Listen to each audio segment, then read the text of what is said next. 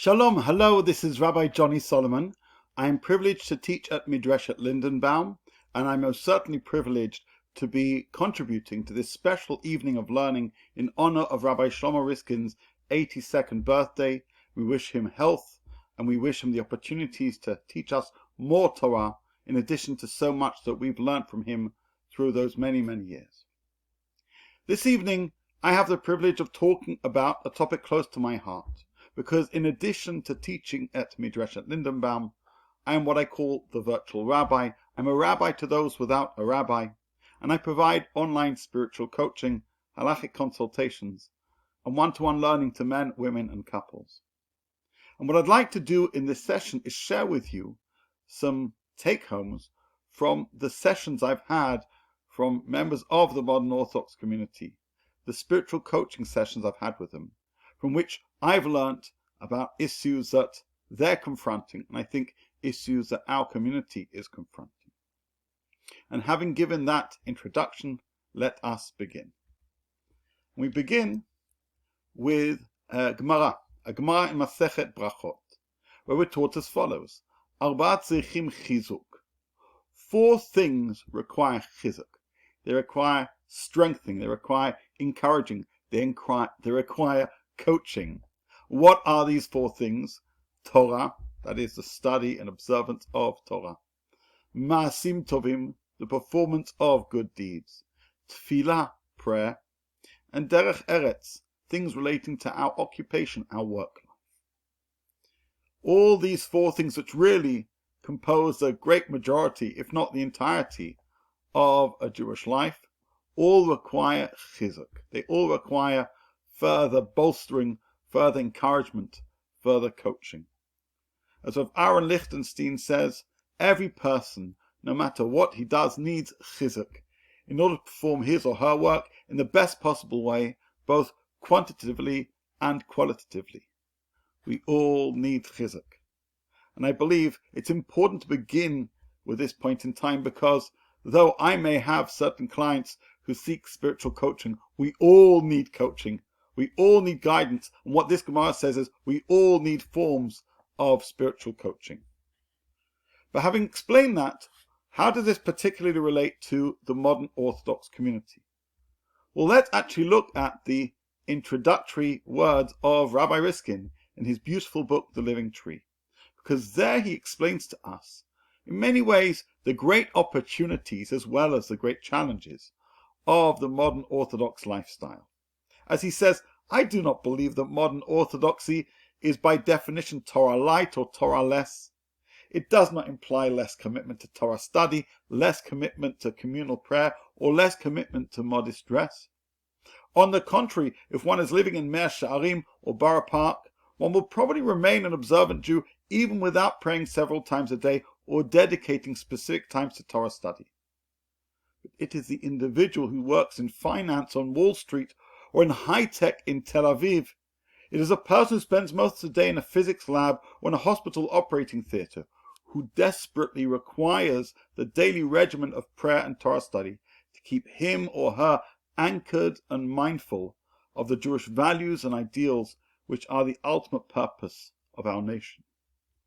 Meaning, the modern Orthodox lifestyle of synthesis, of integration, of taking our Torah living and our Torah values and finding ourselves in the wider world and contributing to the wider world, being proud of being Jews. That is a great privilege, but it also comes with challenges. As Rabbi Riskin says, they desperately require the daily regimen of prayer and Torah study to keep them anchored and mindful of Jewish values and ideals. And I begin with this teaching because ultimately the major reason why somebody seeks spiritual coaching is because they feel they need further chizuk in these areas, further bolstering in terms of those being mindful of the Jewish values and ideals they need to bear in mind wherever those men, women, and youth may well be. So, what though are the primary challenges, apart from the context, apart from the setting? Well, I'd like to turn to Rabbi Lichtenstein again and make reference to, I think, a very important observation. An observation about dependence, or perhaps, shall we say, independence. Because one of the great challenges of somebody who doesn't just live in a religious bubble is that they can both contribute to the wider world, they contribute Jewish values, but they also absorb certain messages from the wider world. And as we know, there is a sense, a spirit of strong secularism in many, many places. And so what we need to bear in mind, that even when we're not in a religious center, we are aware of God and we are dependent on God. Says Rabbi Lichtenstein, man must understand that his existence hangs by a thread, by the loving kindness of the Almighty, and that his future existence is dependent on divine grace, which he anticipates being granted and for which he pleads. There is no shame in recognizing this dependence. There is no sense of surrendering to a cruel fate. We must joyously accept God's redemptive protection. The sense that man can manage independently, and even the desire to do so, even if for theological reasons, is none other than foolishness and hubris. This is a normative attitude. Both the successful individual and the one who struggles should feel that we can only rely on our Father in heaven. To someone who thinks his or her success is dependent upon their own effort, let it be said, for it is He who gives you the strength to accomplish. When we live in a world which doesn't always see the hand of God and hear the voice of God and recognize the creation of God, sometimes people are led to the conclusion that everything they've achieved comes from them. And they cease recognizing the important, that personal relationship between themselves and God, and how we're all dependent on God. And so being modern Orthodox is something to be celebrated. But nevertheless, this concern of forgetting our dependence on God is very much present in the mind of the modern Orthodox Jew, or should be present in the mind of the modern Orthodox Jew. And at times, there is confusion. At times, we forget this message. And then we ask ourselves, was that me? Or was that God? Where is God in this moment? Where is God in the life I'm leading? I quote here from now Rabbi Sachs, another great modern Orthodox teacher. And he tells us that faith is not a complex set of theological propositions. It is simpler and deeper than that. It is about not taking things for granted. It is a sustained discipline of meditation on the miracle of being. In many ways, succinctly expressing this idea of both dependence but also wonder. What Rabbi Sachs is telling us is to be a ma'amin, to believe in God, is to wonder in the glory of God's creation and recognize that our very existence is a gift from God. As mentioned, this is, of course, a central belief in Judaism, but nevertheless, it can get knocked by the places we find ourselves, the places where we make contributions to, but sometimes receive messages from. And this is why, as we said, we need to give strength to Jews to make sure that they remember these core messages, to avoid confusion, to avoid errors. So when we live in these dual worlds, when we live this synthesized life, how do we hear the voice of God, especially in places which seem to not always wish to celebrate or recognize the existence of God? Let's quote again from Rabbi Sachs, who tells us, and this is one of my favorite quotes from all his teachings, God is a music of all that lives. There are times when all we hear is noise. The true religious challenge is to ignore the noise and focus on the music. If you were to ask me, what do I do as a spiritual coach? It's to help people focus on the music. Because we all have noise around us. We all have sometimes encounter confusion and mixed messages. But God is the music of all that lives. And our task is to attune ourselves, to make sure we continue to hear the voice or the whisper of God wherever we are. Why is this so important? Because if we don't recognize the Yad Hashem, the hand of God in our lives, if we don't hear that voice or that whisper, if we think it's all down to us and not due to God, then we forget to be an Eved Hashem. We can't really achieve that status of being a true loyal servant of God. And it's particularly expressed in tefillah, in prayer. Because if we don't feel a sense of dependence, then what is prayer? Which is why I think Rav Lichtenstein says, for the modern Orthodox Jew and his community in particular, the inclination and the capacity to pray properly and with passion, with a plaintive Kri de Kur issuing mimamakim from the depths, is often sadly deficient. It's not necessarily a lack of emunah, a lack of faith. It's a lack of recognition on dependence. And that requires chizuk. It requires chizuk for everybody, but certainly requires strengthening and bolstering and further repetition of the central message and these central teachings for the modern Orthodox community. In fact, as Mark Stern says, at times actually, we struggle to even give language to some of our core beliefs. And he writes in the All Reverence and Fear of God essay in the Yirat Shamayim Orthodox Forum book, it is as if we in the modern Orthodox community are discomforted by God talk. This reticence is not, God forbid, because we are guilty of substituting orthopraxy for orthodoxy, although there is some measure of that. Because we have not developed a modern vocabulary of fear of God, and I would argue even a modern vocabulary of God talk. And this is something very important.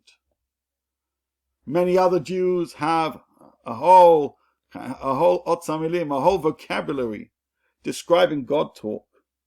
Words like dveikut should mean something to every Jew, but they're not often used as much as they should be, especially in modern Orthodox communities. And this is something we should strive to address. Are we addressing it though? To what extent is emunah stressed not just in our communities, but in the training of the leaders of our communities? I think the real answer is not enough. Here is a transcript of an interview between Rabbi Aryeh Leibowitz and David Bashevkin in his podcast 1840. And he says as follows: I do get emails from time to time from people saying, I went to Yeshiva University, I have smicha from Yeshiva University, and it's such a travesty, and it's so terrible that I don't know Tanakh, that I don't know the basics of Jewish philosophy. He then adds, we actually do have a course in the basics of Jewish philosophy that students have to take. Still, my response is that smicha is a particular degree, meaning when they train rabbis in YU, they're training for a particular degree. It's a degree in paskening halacha, in ruling on halachic matters. We have to incorporate more into it because we're trying to prepare our rabbis for all the different things they're going to face, to the extent that's possible. But it is a particular degree. You can't expect to come out of smicha knowing everything you need to know. And part of the degree is not to know Moreh Nevuchim, not necessarily to know Emunah B'Tachon, whatever the different philosophical works are. We should get to it at some point in your life. I appreciate Rabbi Leibowitz's candor. Nevertheless, we need to give our religious leaders, our spiritual leaders, the language and the wisdom, the knowledge and the nuance of talking about God, because every Jew, especially though the modern Orthodox Jew, needs chizuk. Chizuk precisely because of the challenges we face, because of the risks we take, because of the contribution we can make, because of the lifestyle we believe in, the lifestyle of making a difference, of being ambassadors of God and Torah. And if we're not empowering our leaders to understand what needs to be said, either emunah takes a backseat or mistakes occur. And I previously mentioned the word errors, and here is an interesting observation of R Lichtenstein. He says, when we analyze error, we can distinguish at least three significant elements: errors in halacha, errors in emunah, and errors in seeking to understand God. Let's just think about it. As somebody who paskins shilas, if I have a she'ila, halachic question that comes to me, I make sure to spend much time trying to ensure that I give the right answer to the right person given their situation. Due diligence, making sure I consult svarim, oftentimes checking with somebody else. To paskin halacha incorrectly is a ta'ut b'davar halacha, and it's something I should be incredibly careful about. In fact, there's even a prayer we say before we enter the Bet Midrash to make sure we don't make a ta'ut b'davar halacha. But says Rav Lichtenstein, we should be equally concerned about a ta'ut b'davar emunah.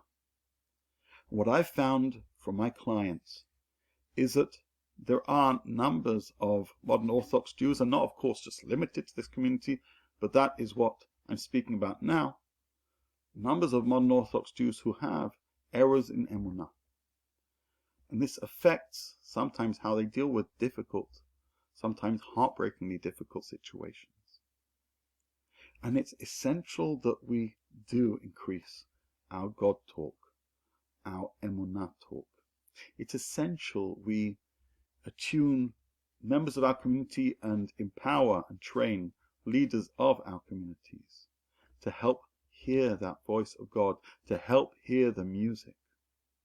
It's essential because absent of that, people aren't quite going to know how to hear those words. They aren't quite going to know how to respond to those challenges in the workplace. They aren't quite going to know whether they've read or misread the situation.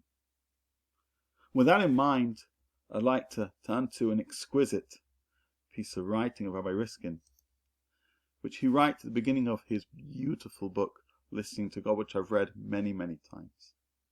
And I want to talk to you, share with you what he wrote about the act and art of listening to God.